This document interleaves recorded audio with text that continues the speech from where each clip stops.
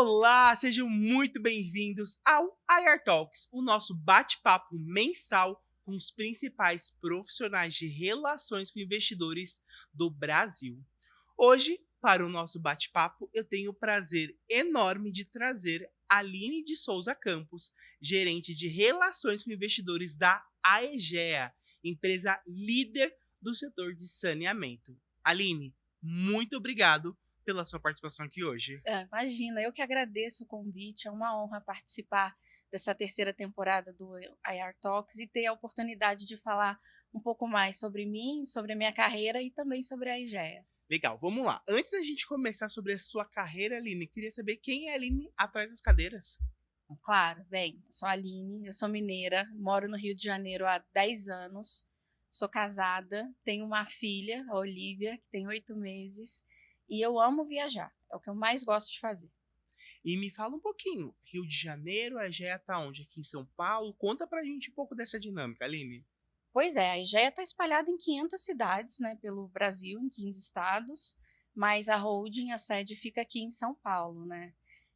Eu hoje tenho essa agenda dividida, né, eu me mudei para o Rio faz 10 anos. A minha mudança, ela foi junto com uma proposta para trabalhar na área de RI, então acabou coincidindo, né, a minha ida para o Rio com mudança de área, de função também, para começar a atuar na área de RI. E hoje estou aí nessa loucura, né, nessa agenda super intensa e que exige de mim bastante planejamento, viu. Aline, aproveitando esse gancho, como que se faz essa conciliação de agenda entre São Paulo e Rio, se deslocando com a família? Compartilha um pouquinho com a gente. Então, eu preciso de bastante planejamento, né, desde lista automática do supermercado até as pessoas na minha rede de apoio muito bem estruturada e o time de RI também por trás, fazendo ali a rotina, o dia a dia acontecer, para eu poder fazer esse deslocamento, né. Hoje eu estou aqui em São Paulo, amanhã também, na quinta eu volto para o Rio de Janeiro para fazer uma visita com investidores lá. O Rio de Janeiro hoje tem a maior operação da EGEA e a maior operação de saneamento do setor, na Águas do Rio, que atende hoje quase 10 milhões de pessoas na capital e em outras 26 cidades do estado do Rio de Janeiro.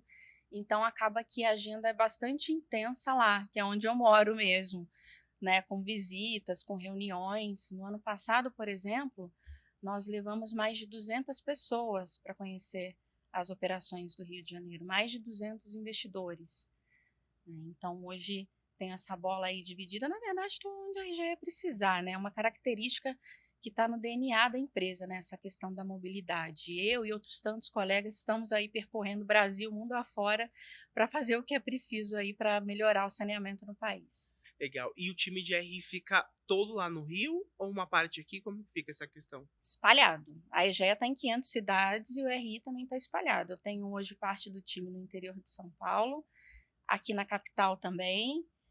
Eu fico no Rio e também tenho um analista que mora no Rio de Janeiro. E vamos pegar esse gancho e falar um pouco dessa gestão de equipe.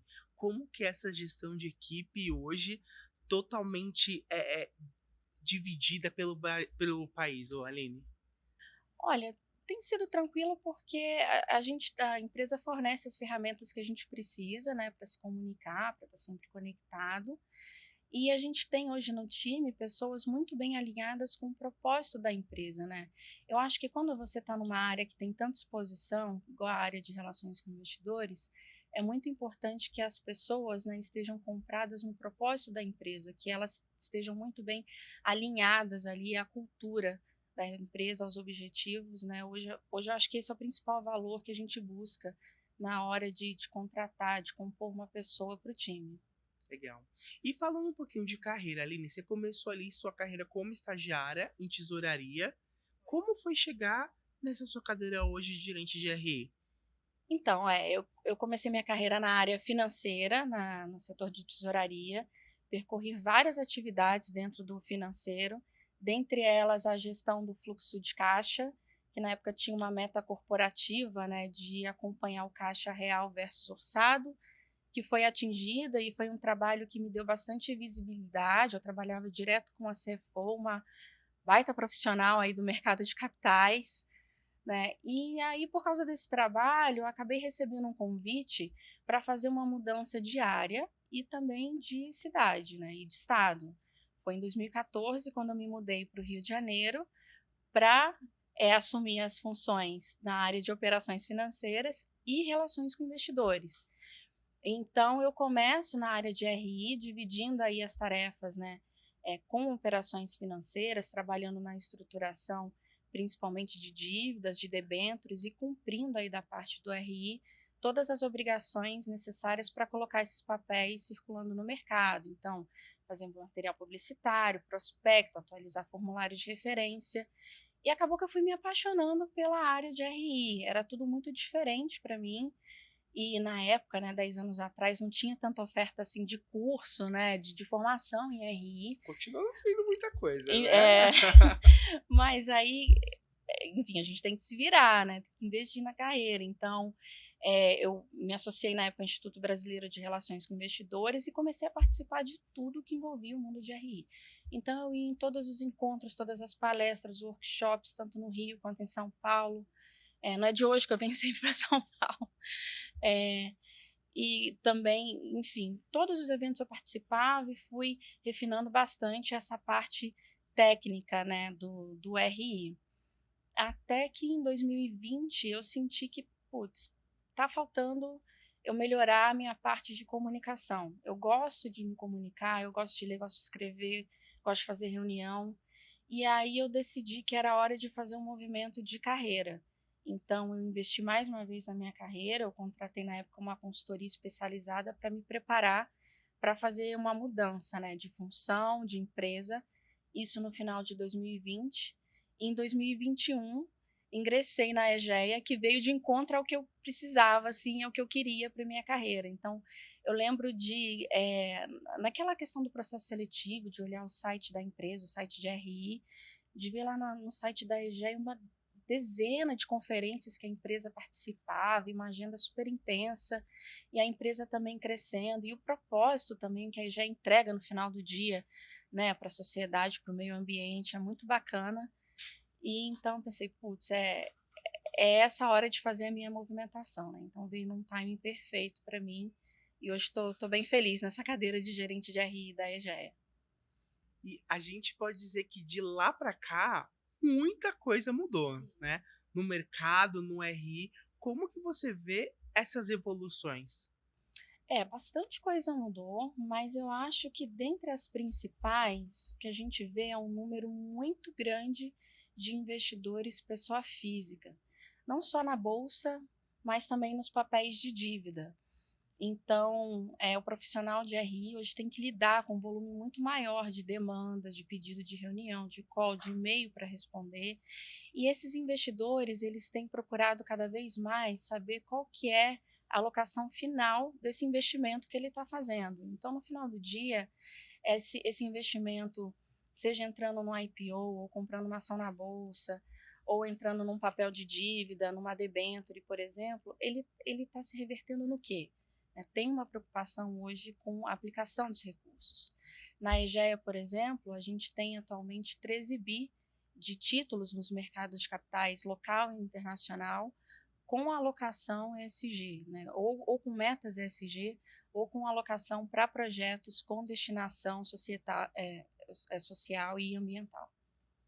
Aline, e como fazer toda essa gestão? Porque tem gente que deve pensar, deve ser mais tranquilo aqui, não tá listado na bolsa, mas como que é esse dia a dia intenso e essa sua agenda? Olha, dá bastante trabalho, tá? A gente está falando de 8 empresas abertas, com registro na CVM, de quase 20 bi em papéis aí distribuídos no mercado local, internacional também, milhares de investidores na base, muita pessoa física também. Então, hoje na área de RI, a gente precisa ter processos bem definidos e um time muito bem estruturado e organizado para preparar todo esse material de divulgação. Na última divulgação dos resultados de 2003, por exemplo, de 2023, por exemplo, a gente se deparou com um lançamento contábil tão complexo de explicar que eu mesma parei um dia à noite, assisti uma aula de um determinado CPC para eu saber como que eu ia colocar aquilo no earnings de uma forma fácil para o público investidor entender E que bom que a gente fez isso, porque choveu de perguntas sobre o que tinha acontecido, quais eram as movimentações contábeis. Então, isso acabou facilitando, né? Eliminando aí um monte de possível call, E no por final, exemplo. o RI é muito esse canal que coletou essa informação interna, preparou isso, e ele não precisa ser o contador, mas ele precisa entender para Exato. conseguir explicar para o mercado, para o stakeholder que vai te perguntar aquele elemento.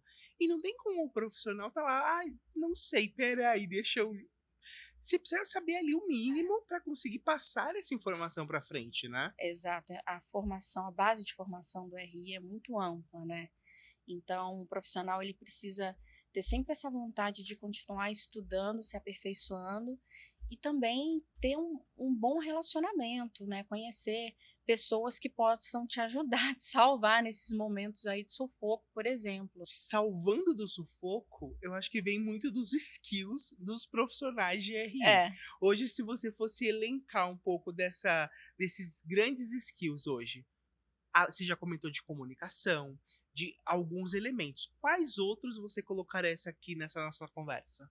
olha, eu acho que o mais importante, sem dúvida, são as habilidades de comunicação e de relacionamento. O cargo carrega a palavra relações no nome, então não tem como fugir disso. Na sequência, eu acho que uma boa base financeira e contábil, tanto formação acadêmica quanto experiência mesmo. E aí, para ficar mais restrito num top 3, eu colocaria o universo ESG, mas tentar fazer uma coisa mais focada, sabe? Tenta ver quais são os temas materiais para o setor que você está atuando, para a empresa, e foca nisso. E pegando esses temas materiais que você menciona, a questão da sustentabilidade no cenário hoje. Como que a Egeia hoje está posicionada e a demanda que existe dos investidores perante a Egeia a esse tema tão importante que é core na a Egeia?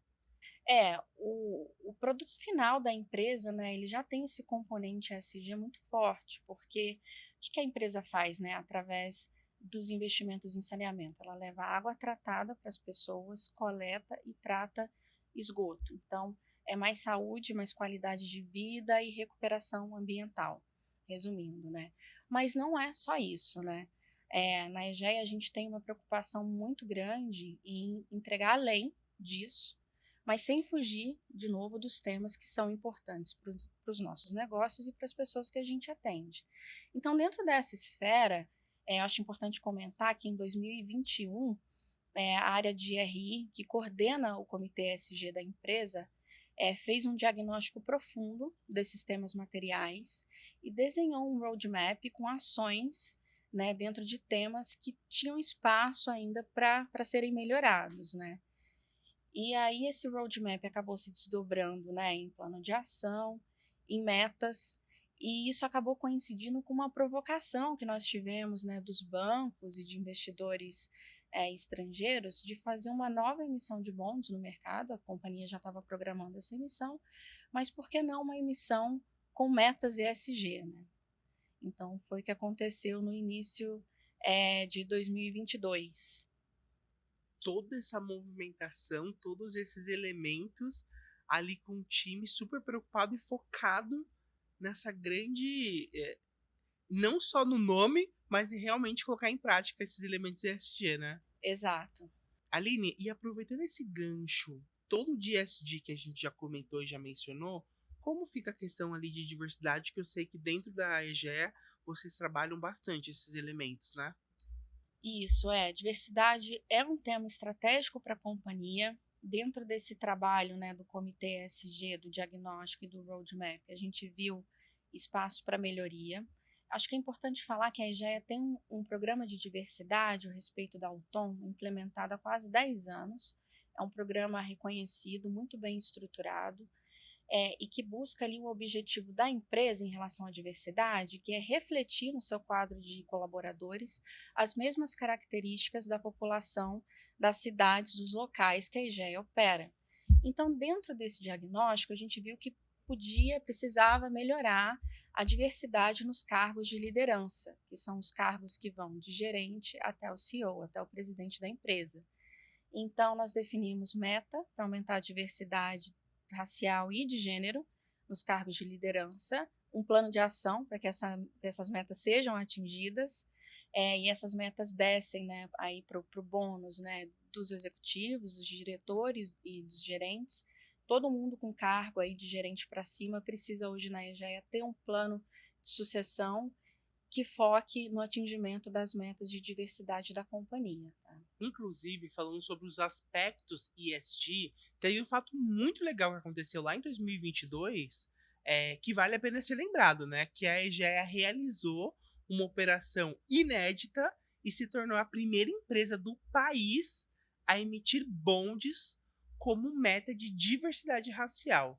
Como vocês construíram isso e como que tá esse caminhar dessa grande meta?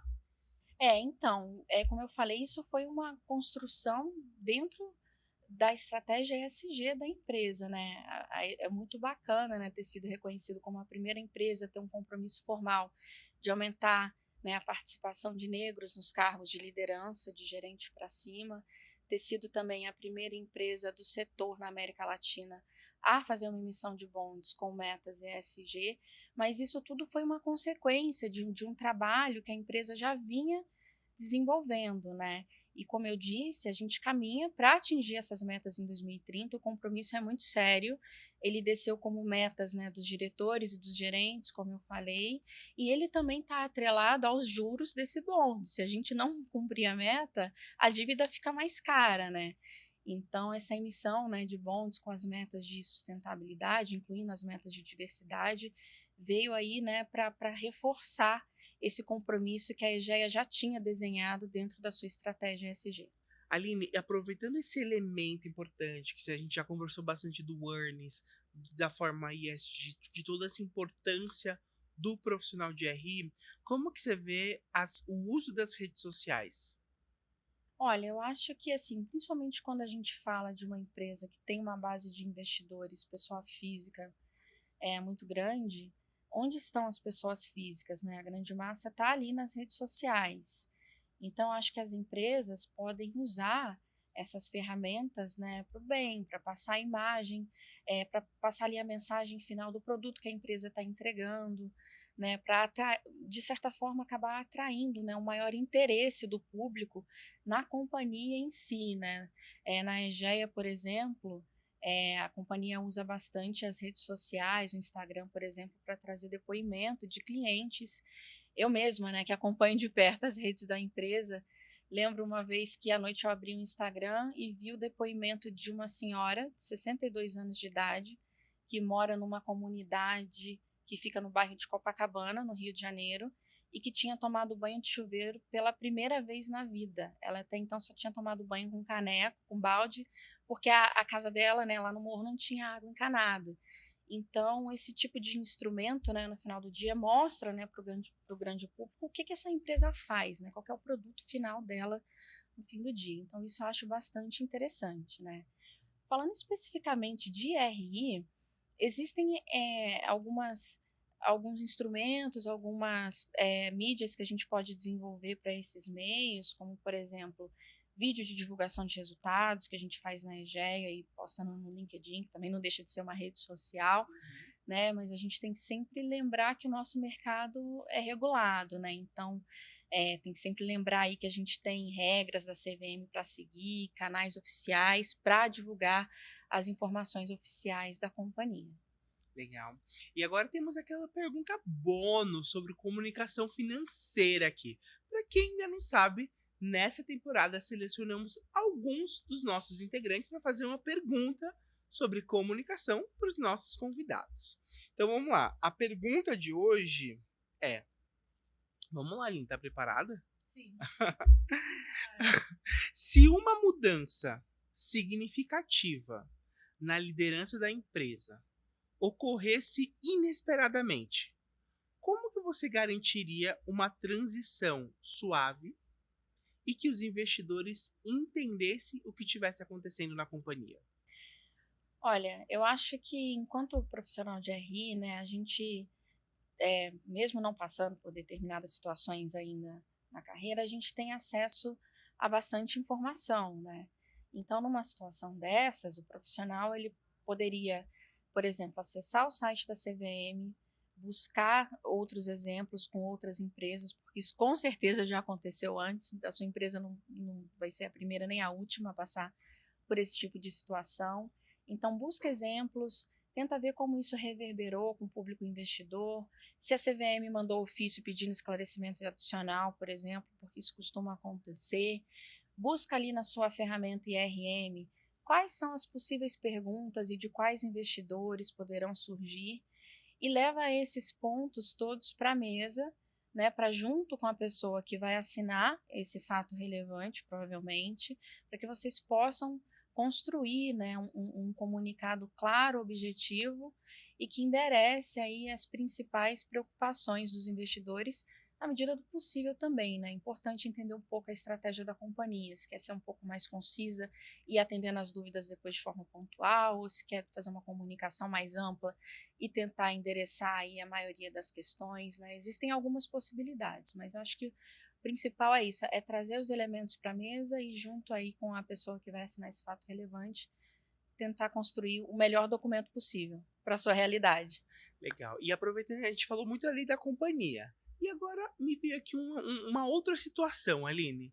Na sua carreira, em alguma coisa que já aconteceu contigo, já teve um momento que você teve que parar e pensar: opa, peraí, deixa eu sentar aqui e pensar como que eu vou seguir aqui daqui pra frente? Já algumas vezes, mas teve uma vez muito marcante, assim, uma pena que eu não vou poder dar tantos detalhes, porque isso acabou não indo ao conhecimento do público, né, daquelas informações que a gente profissional de RI acaba levando para o túmulo. Mas eu lembro que em 2020, na época da pandemia, eu estava no RI, assim, de uma empresa que sofreu direto o impacto da pandemia, porque dependia muito da mobilidade, do ir e vir para entregar os resultados. E tarde da noite eu recebi uma ligação do meu chefe pedindo para que eu ajudasse a construir um documento muito denso que contava toda a história da empresa e como que ela tinha chegado ali naquela situação mais crítica, como que a pandemia estava refletindo nos negócios, enfim. Foi um momento, né, que eu parei e pensei, caramba, o que está acontecendo, né, com a empresa, comigo, com os meus colegas, com o mundo, né, tava todo mundo naquela situação ali crítica, né, da pandemia. Então acho que esse foi o mais pesado da minha carreira até hoje. Aline, e a gente falou de maus momentos. Agora vamos falar de um momento bom. Compartilha com a gente uma melhor experiência que você teve, um momento ocupando essa cadeira de RI. Olha, são muitas, tá? A maioria na Egeia, né? Na Egeia a gente tem essa agenda muito intensa, né, de comunicação com o público externo, no meu caso, bastante com o público investidor, de fazer visitas. E eu me lembro da primeira vez que eu conheci as operações de Manaus, da empresa, que eu fui no bairro Educandos visitar uma área de palafitas, que são aquelas casinhas suspensas, suspensas porque a maior parte do ano o Rio Negro sobe, inunda tudo e traz lixo, né? E antes da empresa atuar ali nas operações de saneamento, a tubulação de água que levava água potável para essas pessoas ficava submersa dentro dessa sujeira toda. Isso acabava contaminando a água e as pessoas ficavam doentes, faltavam trabalho, escola, enfim, tinha uma questão muito séria de saúde. Então, nessa visita, eu pude ver que a empresa, né, com uma solução simples, né, ela subiu a tubulação de água para que o rio não a inundasse mais, e com isso trouxe, né, resolveu um problema sério de saúde para essas pessoas. Então, é bastante gratificante assim poder ver isso acontecer e mostrar isso para os investidores também. Tem o exemplo do Rio de Janeiro, né, que eu falei da senhora de 62 anos que agora que foi tomar um banho de chuveiro pela primeira vez na vida. Eu mesma sou testemunha em loco, né? Eu moro no Rio, no bairro do Flamengo, e a praia do Flamengo estava poluída há décadas. Estava, porque agora ela já está própria para banho. Nesse final de semana eu estava lá com meu marido, com a minha bebê. Meu marido, que é carioca, nunca tinha tomado banho na praia do Flamengo antes. Então é muito gratificante assim poder ver essa transformação acontecendo e ter a oportunidade também de apresentar isso para o mercado de capitais e para os investidores. Legal.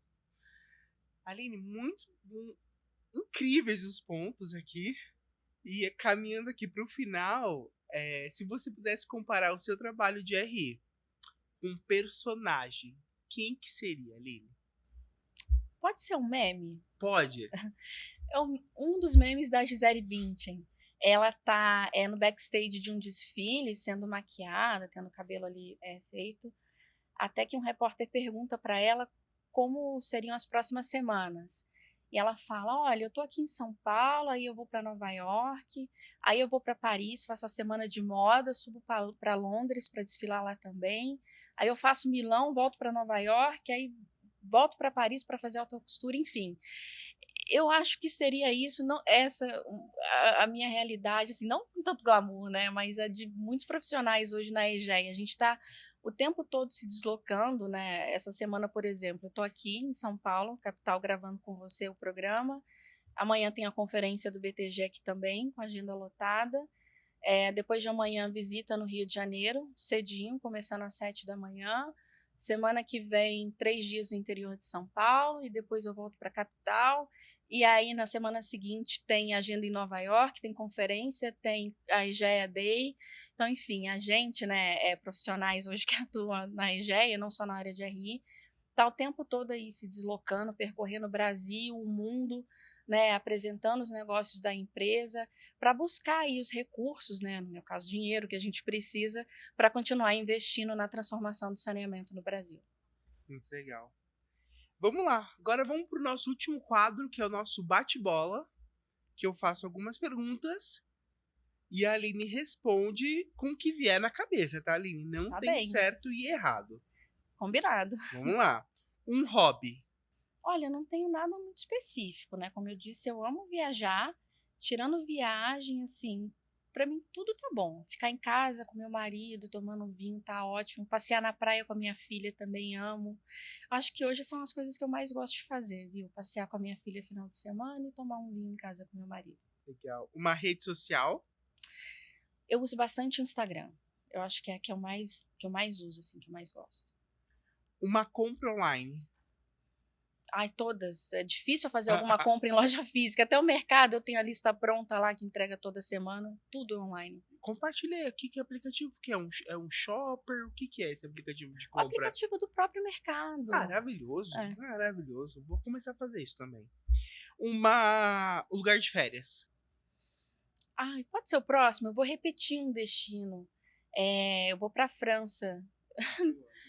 Eu vou levar minha filha para conhecer a França. Legal. Um desafio. Ai, olha, eu acho que a gestão da rotina é sem dúvidas um desafio, ainda mais com o bebê em casa. Mas que tem dado certo, viu? Bastante disciplina, né? Planejamento. Tô conseguindo dar conta do recado. Uma grande conquista. Nossa, são muitas, viu? Mas assim, falando da vida profissional, né? Até que é mais pública, né? De certa forma, eu acho que poder estar nesse contato constante com as pessoas e tendo a oportunidade de apresentar um projeto tão bacana aí para o mercado de capitais e para o público investidor era o que eu vinha buscando há algum tempo. Aline, se a gente fosse dar um conselho agora, você dá um conselho pro profissional de RI, qual que você daria? Tenha bastante disposição para continuar estudando. Você vai estudar o tempo inteiro, né? Como eu falei na última divulgação, eu tive que sentar e estudar um CPC específico e invista nas habilidades de comunicação e relacionamento. Muito bom. Infelizmente, nosso tempo está acabando aqui, mas eu gostaria de agradecer a Aline por compartilhar conosco, ceder um pouquinho desse tempo, dessa agenda tão cheia, para dividir um pouquinho sobre quem é a Aline, sobre RI, sobre esse nosso mercado de capitais. Então, meu muito obrigado para você, Aline. Imagina, eu que agradeço mais uma vez o convite, a oportunidade e aproveito para dar os parabéns aqui pelo espaço, pela MZ Arena, que ficou muito bacana. E você, nosso público, obrigado por nos acompanhar mais uma vez aqui no IR Talks. Até o próximo mês. Tchau, tchau.